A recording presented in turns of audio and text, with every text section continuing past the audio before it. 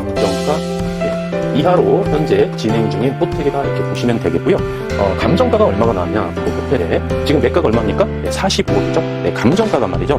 보시면은 70억입니다. 감정가 70억. 그 호텔 같은 경우 대출자 입장에서는 상대적으로 리스크가 적다.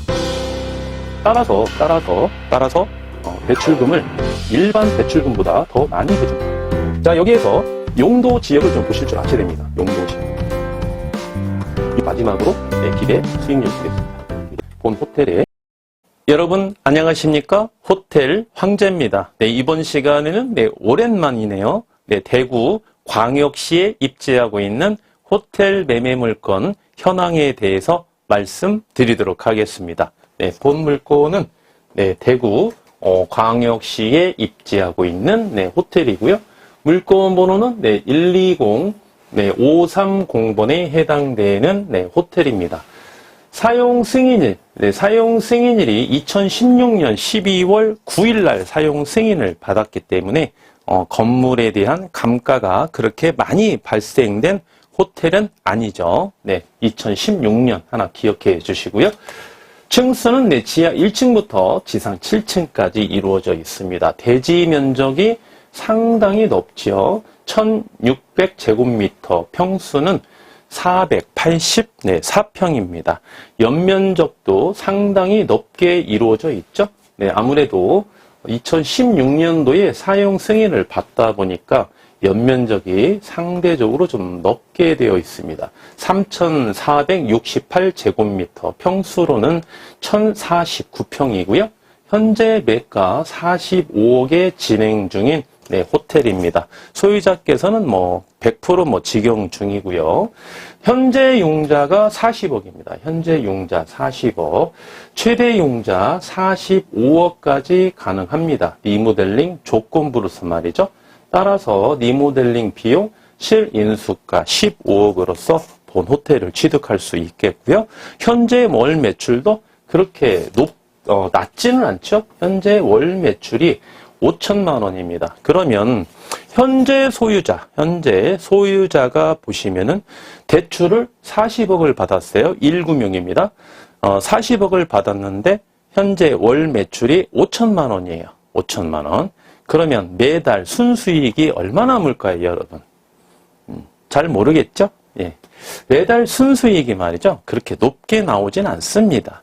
5천만 원에 대한 인건비, 각종 공과금, 그 다음에 아무리 1금융 기준이라 하더라도 현재 융자가 40억이기 때문에 그렇게 높은 수익률은 누리고 있다라고 이렇게 볼 수 없겠죠. 따라서 리모델링이 필요한 물건이다 이렇게 해석하시면 되겠습니다.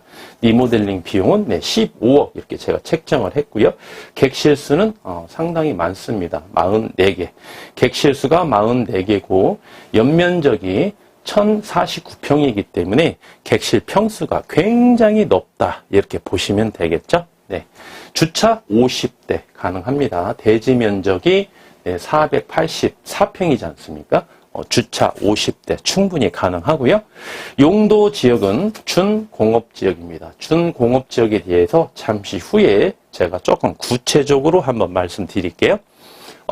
기본적인 사항 마지막으로 공시지가 한번 보겠습니다. 3.3제곱미터당 102만 2천원이고요.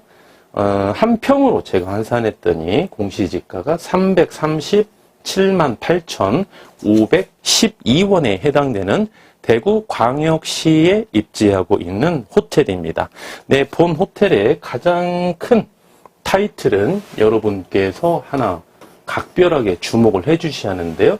감정가 이하로 현재 진행 중인 호텔이다 이렇게 보시면 되겠고요. 감정가가 얼마가 나왔냐? 본 호텔에 지금 매가가 얼마입니까? 45억이죠. 감정가가 말이죠. 보시면은 70억입니다. 감정가가 70억. 감정가가 70억. 감정가가 상당히 높게 형성되어 있는 그러한 호텔입니다. 자, 여기에서 감정가가 70억이라는 거를 증빙을 제가 한번 해볼게요. 감정가 70억. 자, 우리가 대출금은 어떻게 나오죠? 대출금은 대출금은 감정가의 60% 나오죠? 1금융권 기준으로 이 정도는 여러분 다 알고 계실 겁니다. 1금융 기준으로 통상 60%, 1.5금융은 몇 프로입니까? 70%. 통상 2금융은 몇 프로? 80%. 이게 대원칙이에요. 대원칙. 물론 어느 지역이냐에 따라서 약간 차이는 있을 수 있습니다만 여기에서 이제 변동이 생기는 거예요. 기준점에서 더 나오느냐, 덜 나오느냐, 더 나오느냐, 덜 나오느냐 이렇게 보시는 겁니다. 자, 그러면 폼 호텔 한번 계산해 볼까요? 자, 대출금이 얼마 나왔죠? 대출금이 40억이죠? 감정가를 지금 계산하는 거예요. 자, 그러면 감정가는 60%분의 대출금이죠. 대출금 얼마 나왔죠? 40억 나왔죠? 40억. 그럼 감정가가 얼마입니까? 제가 계산을 해보니까 거의 70% 나왔죠? 감정가 70% 나왔습니다. 70%. 70억 나왔죠? 70억. 감정가가 약 70억 이렇게 나왔습니다. 자, 증빙 됐습니까? 안 됐습니까? 증빙이 됐습니다. 그리고 자, 여러분께서 그러시면은 지금 이제 현재 감정가를 제가 증빙해 드린 거고요. 여러분께서 이제 본 호텔을 취득을 하겠다. 취득을 하는데 그런데 최대 융자가 45억밖에 안 나와? 이런 좀 의문을 가질 수 있겠죠? 의문을. 자, 그럴 때는 항상 어떻게 우리가 본다? 대출자 입장에서 봐야 된다. 대출자 입장에서. 대출자는 금융권이죠. 대출자는 말이죠. 대출자는 감정가와 매매가, 매매 가격. 지금 45억은 지금 호가입니다. 매매 가격이 아니죠. 근데 45억에 만약에 매매 계약을 체결했다라고 한번 가정을 해보겠습니다. 그럼 감정가와 매매 가격 중 낮은 금액입니다. 낮은 금액의 1금융 기준으로는 60%, 1.5금융 기준으로는 70%, 그 다음에 2금융 기준으로는 원칙적으로 80% 이렇게 대출을 해줍니다. 이렇게. 자, 그러면 자, 만약에 45억에 매매 계약을 체결을 했다라고 볼게요. 1금융 기준권으로 60%죠? 60%는 얼마 나옵니까? 64, 24, 3억, 27억 나오네요. 27억. 그죠? 최대 융자 27억 나오는 거예요. 27억. 그죠? 2금융 기준은 얼마 나옵니까? 2금융 기준은 48에 32, 85, 40, 36억 나오네요. 36억. 80% 하면은 36억 맞죠? 36억. 그렇죠? 자, 그런데 제가 45억이 나온다고 봤어요. 지금 현 호텔은 지금 45억의 융자가 나온다고 했습니다. 이거는 2금융 기준이 아니에요. 1.5금융. 여기서 1.5금융이라고 하는 거는 이제 단위 수협 같은 데 있죠. 단위 수협, 단위 농협. 그 농협 중앙회 같은 경우는 1금융이거든요. 단위 농협, 단위 수협. 한 이 정도 금융권이 1.5금융이다 이렇게 보시면 되겠고, 이자율은 현재 보시면 한 5.5% 정도, 이 정도. 물론 신용도에 따라 차이는 있습니다만 5.5%에서 플러스 마이너스 보시면 되겠고, 현재 1금융권에서는 4.5% 플러스 알파, 좀 이 정도, 플러스 마이너스 알파 이 정도 되죠. 그래서 1.5금융권이고, 그리고 45억 최대 이용자라고 말씀드리는 거는 리모델링 조건부예요. 15억이죠. 15억, 리모델링 조건부로 45억이 최대 가능하다 이렇게 보시는 거고, 자, 보시면은 또 하나 의문점이 있어야 돼요. 여러분께서 또 하나 의문점, 이게 중요한 겁니다. 자, 여기서 별표 3개짜리.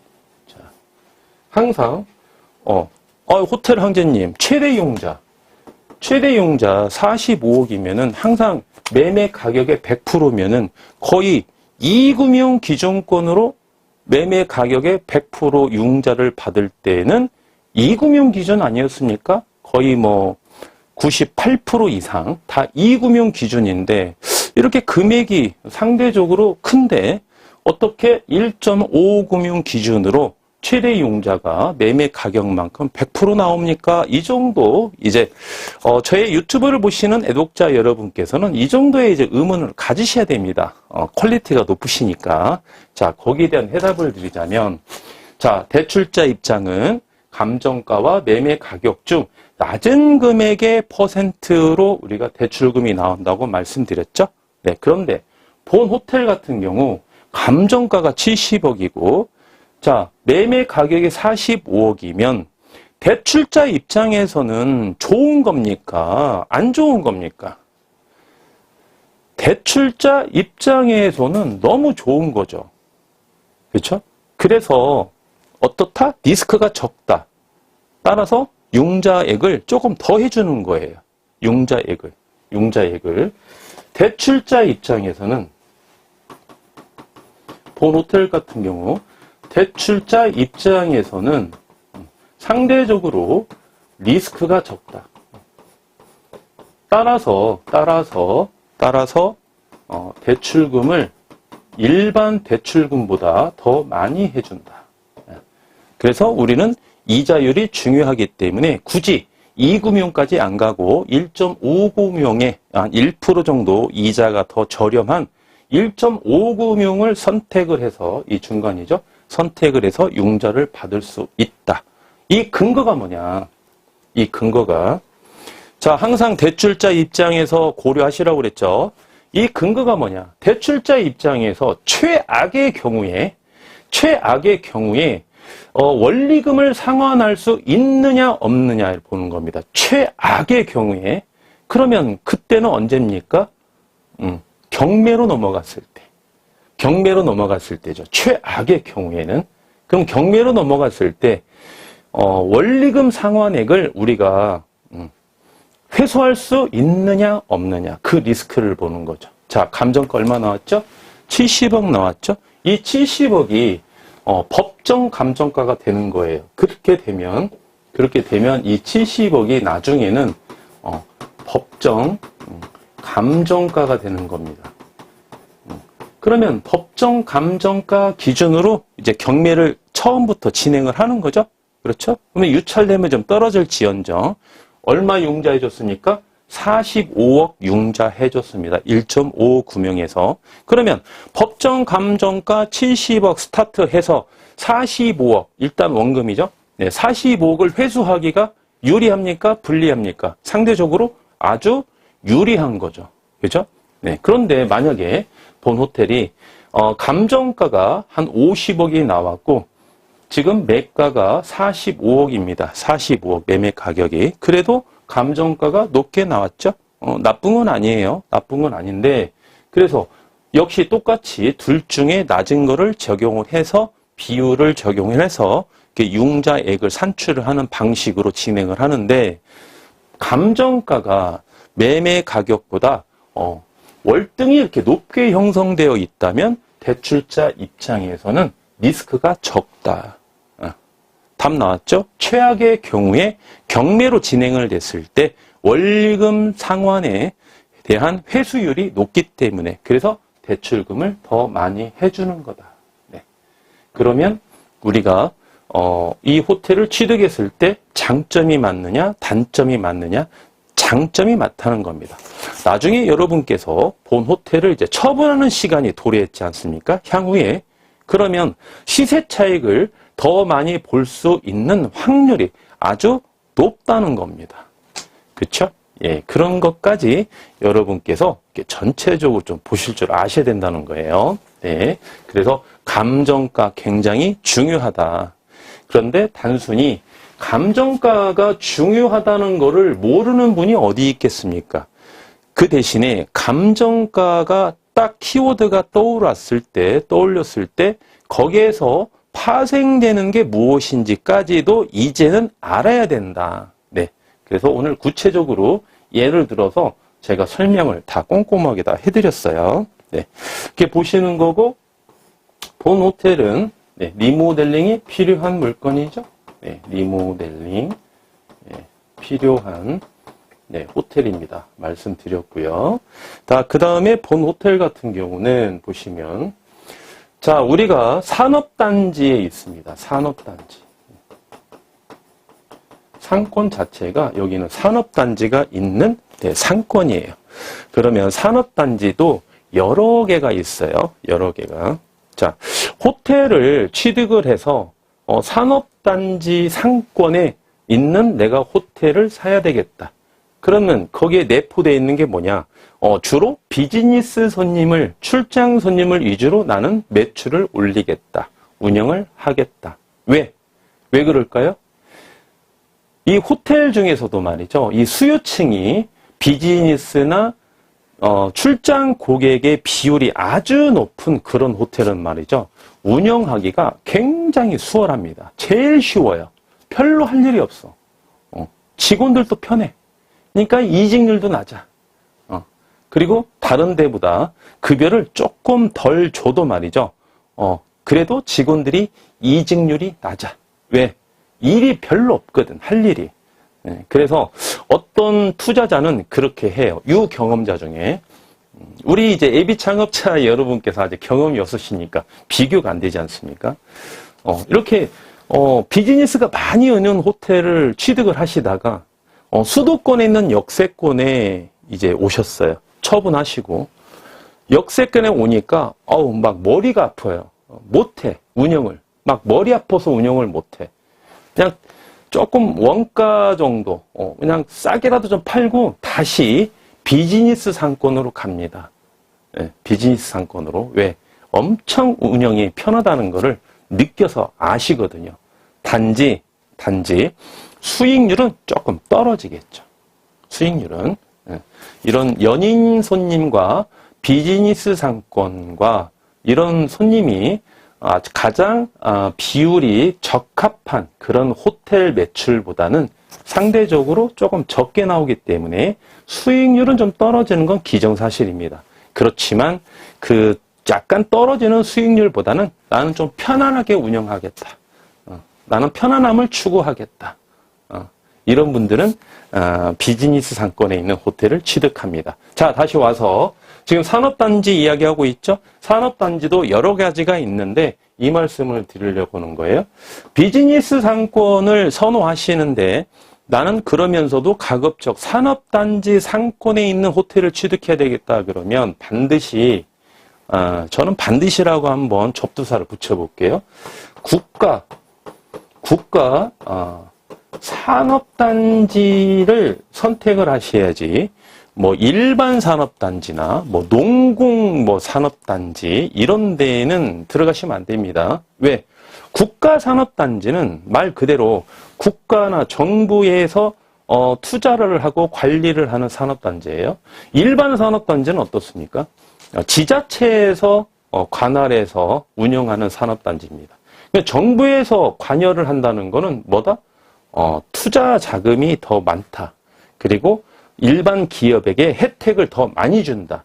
그러면 일반 기업들이 더 많이 모이지 않습니까? 그죠? 네. 그래서 산업단지를 선호를 하신다면 국가 산업단지로 상권을 선택을 하셔야 된다. 자, 국가 산업단지 다시 한번 강조해 드렸고요. 자, 이렇게 보시면은 본 호텔은 노란 글씨로 쓸 일이 참 많네요. 이번 시간에는. 준 독점 상권이다. 준 독점 상권. 네, 이렇게 하나 또 보시고. 자, 그리고 이제 본 호텔에 제가 여러분께 여기에서 준공업지역을 하나 말씀을 드렸어요. 네, 잠시 후에 한번 설명을 좀 드린다고 말씀을 드렸는데, 준공업지역에 대해서 간단하게 한번 말씀드리고, 이자, 지급액과 기대 수익률, 브리핑을 드리고 마치도록 하겠습니다. 자, 여기에서 용도 지역을 좀 보실 줄 아셔야 됩니다. 용도 지역. 용도 지역이, 공법상 용도 지역이, 제 유튜브에도 이제 제가 강의를 해서 올려놨는데, 이 용도 지역 정도는 말이죠. 이 부동산을 투자를 하고자 하시는 투자자 입장에서 용도 지역을 이해를 못한다? 그러면 이 투자자의 기본 요건에 부합하지 않는다. 이렇게 보여져요. 좀 용도 지역이 굉장히 좀 용어가 어렵거든요. 그렇지만 용도 지역은 반드시 이해를 하셔야 됩니다. 용도 지역은. 그 제 유튜브에 보시면 카테고리에 경제라는 그 카테고리가 있어요. 쭉 내리시면 그 용도 지역에 대해서 제가 한 3, 4년 전에 제가 강의한 내용이 있는데 그 내용을 좀 집중적으로 한번 공부를 해 보시고 제가 내용을 아주 쉽게 기재를 해놨으니까 자, 이번 시간에는 준공업지역을 기준으로 해서 용도 지역에 대해서 말씀드려보도록 하겠습니다. 자, 용도 지역을 보시면은요, 크게 첫 번째는 도시지역. 이게 아주 세분화되다 보니까 용도 지역을 좀 어렵게 보시는데, 두 번째는 보시면 관리지역이 있습니다. 관리지역. 그리고 세 번째를 보시면은, 네, 농림지역. 네. 농림지역. 그리고 네 번째를 보시면은 용도 지역 중에 가장 큰 카테고리예요. 자연환경 보전지역이 있습니다. 자연 환경 보전지역 이렇게 있습니다. 자, 그러면 여기까지 한번 지어볼게요. 자, 여기에서 이 가장 큰 카테고리에서 또 나눠집니다. 많이 나눠지는데 도시지역이 조금 더 세분화가 많이 되겠죠? 그죠? 네. 그래서 도시지역은 또 어떻게 세분화가 되느냐 이렇게 보시면은 주거지역. 주거지역. 주거지역도 굉장히 또 세분화가 많이 됩니다. 네, 두 번째를 보시면은 네, 상업지역. 호텔은 대부분 이 상업지역에 입지하고 있죠. 네, 그래서 상업지역도 어떻게 구분되어 있죠? 네, 상업지역도 첫 번째는 네, 중심 상업지역, 그 다음에 일반 네, 상업지역, 세 번째는 근린 상업지역, 네 번째는 네, 유통 이렇게 상업지역. 상업지역도 이렇게 네 가지로 나눠져 있죠. 네, 그리고 보시면은 세 번째 중간 카테고리에 공업지역이 나옵니다. 공업지역. 네. 자, 공업지역을 지금 중심으로 말씀드리고 있죠. 자, 세 번째 보시면은 네, 공업지역이 나옵니다. 공업지역. 자, 네 번째까지 보시고 다시 공업지역 볼게요. 네 번째 카테고리는 뭐가 나오냐면 녹지지역이 나옵니다. 녹지 지역 이렇게 나오는데 자, 여기에서 이제 공업지역이 좀 머리가 아픕니다. 네, 이 정도 가면은 이제 머리 아파요. 네. 자, 공업지역에 보시면은 또 세 가지로 구분되어 있습니다. 첫 번째는, 전용 공업지역이죠. 네. 전용 공업지역. 두 번째는 보시면은 일반 공업지역. 마지막으로 세 번째를 보시면은, 준공업지역. 공업지역 이렇게 나눠져 있어요. 공업지역도 이렇게 세 가지로 녹지지역도 또 나눠지겠죠. 그죠? 자, 그래서 본 호텔이 준공업지역에 있으니까 여기 나와 있죠. 네, 준공업지역을 보려면 공업지역 또 도시지역 또 용도지역 그죠? 네. 그래서 지금 전용과 일반과 준공업지역을 우리가 어떤 차이가 있는지 호텔 투자자 입장을 기준으로 한번 또 보겠습니다. 자, 보시면은 전용 공업지역은 느낌 오시죠? 느낌 옵니다. 전용 공업지역. 쉽게 얘기해서, 포항의 포스코, 이렇게 보시면 되겠죠. 중공업, 중화학공업. 중화학공업을 전문적으로, 형성되어 있는 지역. 중화학공업. 그래서 여기는 전용 공업지역이라고 이렇게 보시면 되겠습니다. 그러면, 전용 공업지역 내에 용도 지역이 전용 공업지역이야. 여기에 호텔 허가해 줄까요? 지자체에서? 원칙적으로도 그렇고 예외적으로도 그렇고 전용 공업지역에 호텔이 있는 거는 제가 아직은 못 본 것 같아요. 허가가 거의 불가하다. 이렇게 보셔도 무방하겠습니다. 그렇죠? 일반 공업지역은 경공업, 그런 경공업. 그래서 전용과 일반의 차이점은 이 환경을 이렇게 좀 보시면 되겠어요. 공해가 아주 심하다. 그러면 전용공업지역. 그죠? 그렇게 환경이 그게 심하지가 않아. 아무래도 경공업 위주로 단지가 형성되어 있으니까. 그러면, 일반 공업지역. 이렇게 보시면 되겠고, 마지막으로, 준공업지역은, 주거지역과 공업지역이 같이 결합되어 있는 지역을 준공업지역 이렇게 보시는 겁니다. 그러면 호텔 같은 경우 전용 공업지역에는 허가가 100% 안 난다. 이렇게 무방하다. 이렇게 보셔도 무방하고 일반 공업지역도 제가 봤을 때는 거의 허가가 안 납니다. 일반 공업지역도.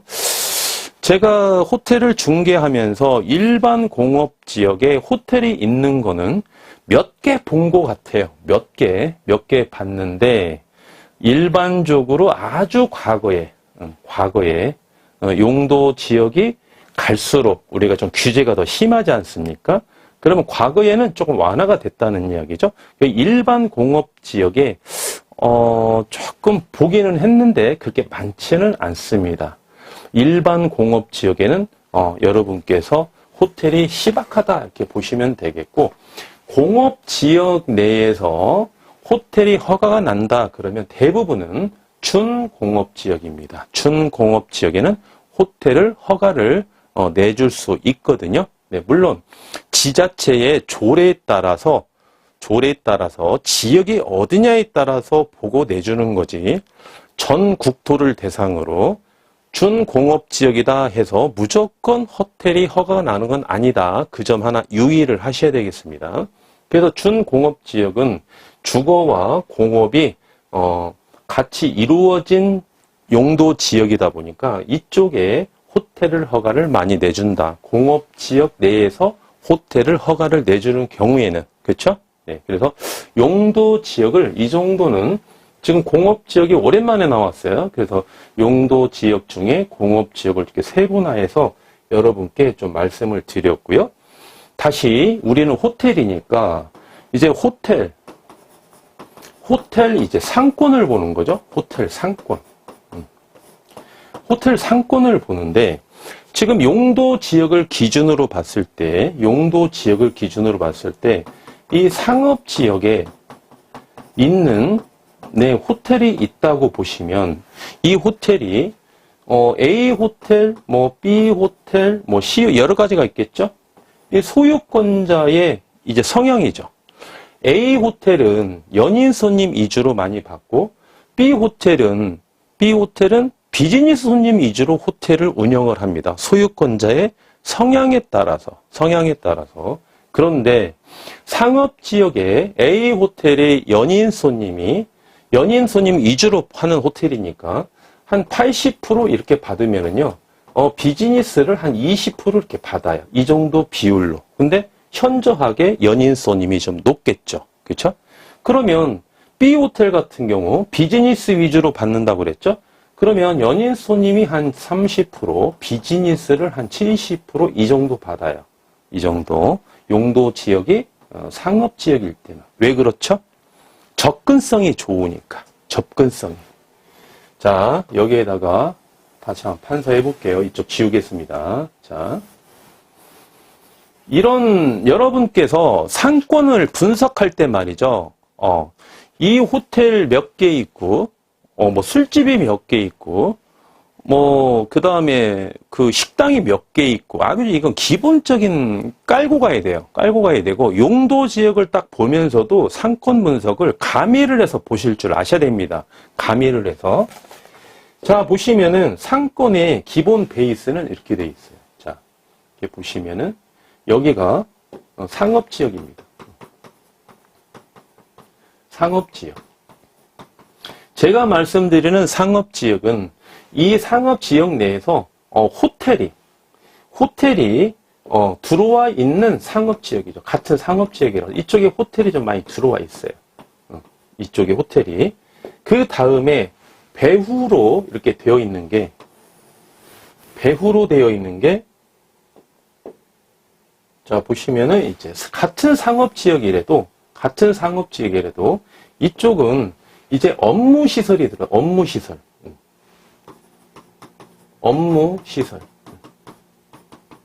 이쪽 상업지역은 업무시설이 뭐냐? 이제 오피스텔. 그죠? 그 다음에 뭐 공공기관. 그 다음에 병원. 그죠? 이런 식으로 그 배후에 이런 상업지역이 또 들어와 있어요.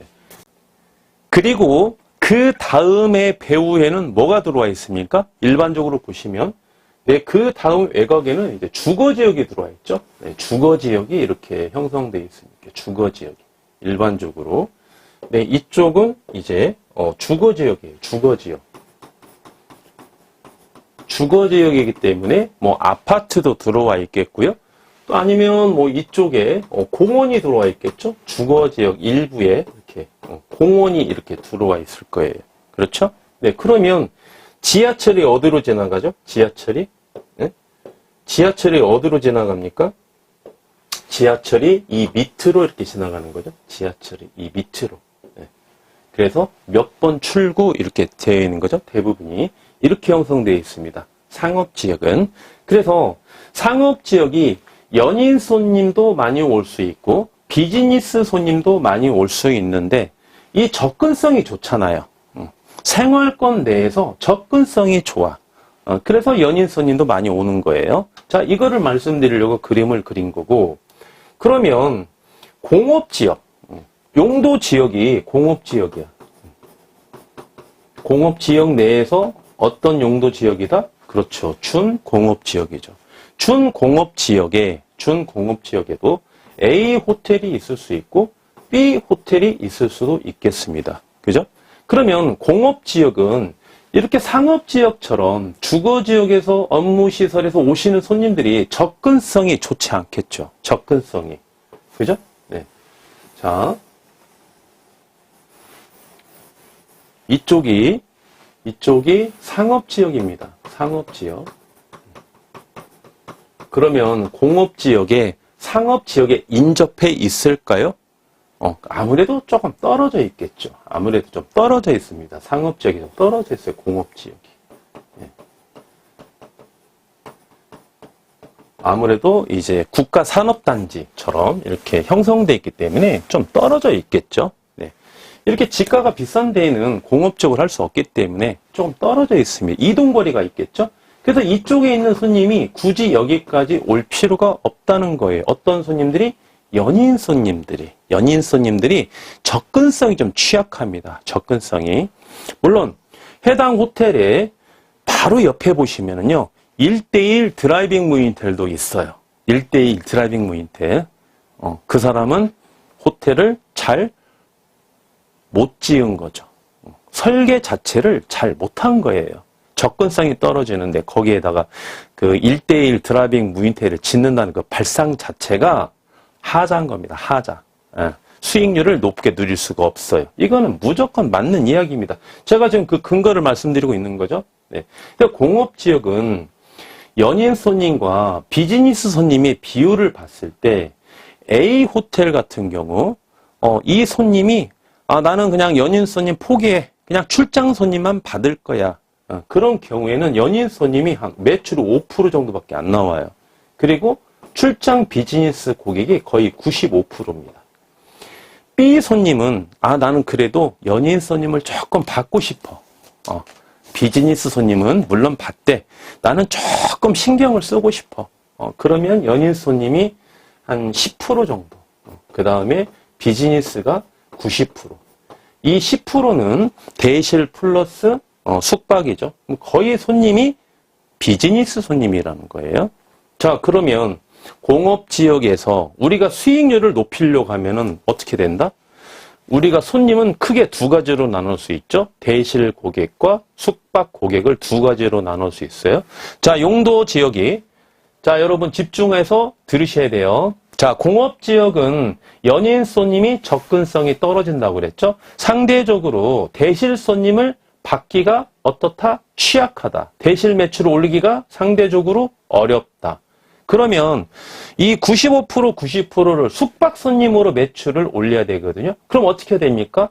숙박 단가가 높아야 된다는 거죠. 어디보다? 상업지역보다. 숙박 단가가 높아야 돼요. 숙박 단가를 일단 높게 받으려면 시설이 좋아야 됩니다. 시설이 일단은. 시설이. 그래 리모델링 해야 된다는 거고요. 두 번째는 어떻다? 우리 대표님들의 사업자의 열정이 필요한 거고 또 호텔 황제의 유능한 솔루션이 첨가가 돼야 된다. 그죠? 네, 삼박자가 맞아야 된다. 왜? 여기 공업지역은 용도지역이 이러기 때문에 여기에다가 연인 스님이 좋아하는 어떤 인테리어를 한다든지 그러면 안 된다는 겁니다. 10%밖에 안 되기 때문에 비율을 좀 적게 가야 된다는 거죠. 네, 그래서 우리가 어떠한 상권을 분석하는 목적이, 궁극적인 목적이 뭐냐? 수익률 때문에 그러는 거죠. 수익률. 그러면 상권을 분석했을 때에도 지금 오늘 말씀드리는 용도 지역상의 상권도 반드시 분석할 줄 알아야 된다. 따라서 용도 지역을 이해하실 줄 알아야 된다. 도시지역, 그 다음에 관리지역, 농림지역, 자연환경 보전지역. 이 용도 지역의 각각의 세분화시킨 내용에 대해서 알아야 된다. 그쵸? 네. 만약에 상업지역에 있는 호텔인데 주거지역과 상대적으로 가까운 상업지역에 있는 호텔이야. 그럼 어떻다? 주거지역에 있는 손님이 유입하기가 쉽겠죠. 그러면 이런 호텔과는 정반대인 호텔이겠죠. 운영이라든지 시설이라든지 방향성 자체가 완전히 다른 거예요. 그죠? 그런 거를 분석하지 않기 때문에 매출이 원활하게 나오지 않는 겁니다. 그래서 궁극적으로 제가 용도 지역을 이해를 해야 된다. 이렇게 다시 한번 강조해 드리기 위해서 이 용도 지역에 공업 지역이 나왔기 때문에 세분화해서 말씀을 드렸고요. 호텔 상권을 용도 지역으로 대입을 해서 상업 지역과 공업 지역의 소유자의 각각의 성향에 따라서 비율을 가지고 어떻게 운영을 해야 우리가 평균 수익률 이상은 누릴 수 있다. 지금 가장 기초적인 것만 말씀을 드린 겁니다. 기초적인 부분만 시간 관계상 이렇게 보시고, 자, 본 호텔 같은 경우 이제 이자 지급액과 기대 수익률 한번 보겠습니다. 제가 빠짐없이 체크해서 다 꼼꼼하게 설명을 드린 것 같아요. 자, 이자 지급액과 기대 수익률 한번 볼까요? 자, 이자 지급액. 최대융자 얼마 받는다고 그랬죠? 네, 45억 받는다고 그랬죠? 45억. 금융권은 1.5금융. 따라서 이자율은 5.5% 이렇게 보시면 되겠고요. 1년에 이자액이 보시면은 2억 4,750만 원이네요. 매달 이자 부담해야 될 이자액은 2,063만 원입니다. 아, 제가 이거 하나 빠졌네요. 매달 이자가 2,063만 원이고요. 제가 15억 투자한다고 말씀드렸죠? 네, 여기까지 지워볼게요. 네, 15억 투자해서 전체 리모델링 시 예상 가능한 월 매출은 월 매출 하나 제가 말씀 안 드렸네요. 예상 가능한 월 매출은 제가 분석한 결과 1억 2천만 원입니다. 1억 2천만 원. 네. 그러면 1억 2천만 원 중에서 2,063만 원에 대한 이자를 부담해야 되겠죠? 네. 마지막으로 기대 수익률 보겠습니다. 기대 수익률. 자기 자본 얼마 투자하시죠? 15억 투자하시죠? 15억 투자하시고 매달 1억 2천만 원 중에서 순수익으로 보시는 금액은 3,470만 원입니다. 3,470만 원 12개월로 곱해주시고 비율로 환산해 주시면 본 호텔의 기대 수익률은 27.7% 이렇게 보시면 되겠습니다. 27.7%. 네. 오랜만에 이제 대구 광역시에 이제 호텔이 나와 있는 물건을 여러분께 강의해 드렸는데요. 오늘 아주 중요한 내용을 복합적으로 좀 많이 설명해 드린 것 같아요. 본 물건의 장점뿐만이 아니라 그 다음에 이제 감정가에 대해서 구체적으로 또 한 강의를 드렸고요. 또 용도 지역 중에 이번 시간처럼 공업 지역에 대해서 이렇게 강의할 시간이 많이 없거든요. 그래서 본 물건의 사례를 통해서 그 용도 지역 중에서 공업 지역에 대해서 구체적으로도 말씀드렸고, 거기에서 파생되는 상업 지역과 공업 지역의 어떤 손님의 특성, 그 다음에 운영에 대한 스킬, 아주 간단하게 연인 손님과 비즈니스 출장 손님의 그 운영에 대한 비율, 어떤 방향성의 비율을 가지고 운영을 해야 가장 최적합한 매출을 올리기가 쉽구나. 그런 어떤 비율을도 제가 구체적으로 수치에 대해서 말씀해 드렸습니다. 여러분, 호텔을 투자하는 거는 굉장히 어렵습니다. 배워도 이게 어디가 마무리인지 좀 잘 모르실 때가 있을 거예요. 그렇지만 제가 여러분께 항상 이해하기 편하게끔 강의해 드리고 있지 않습니까? 하나씩 메모를 하다 보면 이 구슬이 이제 꼬여지거든요. 구슬이 꼬매져서 이제 목걸이가 되는 그런 날이 금방 옵니다. 그 중간에 궁금한 사항이 있으신 경우에는 저에게 언제든지 연락해 주시면은 거기에 또 적합한 내용에 대해서 제가 또 상담도 해드리고 있고요. 본 호텔처럼 이런 아주 좋은 물건이 나왔을 때에는 대구에 입지하고 있는 호텔을 취득하고자 하시는 예비 창업자 여러분께서는 말이죠. 본 호텔 같은 경우 임장을 또 한번 추천드리고 있으니까 임장을 통해서 또 그 호텔에 대해서 직접 현장을 가서 또 장단점도 한번 살펴보시고, 이 호텔이 내가 원하는 예상했던 물건에 부합한다. 그러면 과감하게 결정도 내리셔서 호텔을 취득하셔서 리모델도 하시고 직접 운영을 하신다면 제가 말씀드린 예상 가능한 월 매출 1억 2천만 원은 충분히 올릴 수 있는 호텔이기 때문에 평균 수익률 이상은 누릴 수 있다. 이렇게 강조해 드릴 수 있겠습니다. 함께 시청해 주신 우리 애독자 여러분께 감사의 말씀 드리고요. 지금까지 호텔 황제였습니다.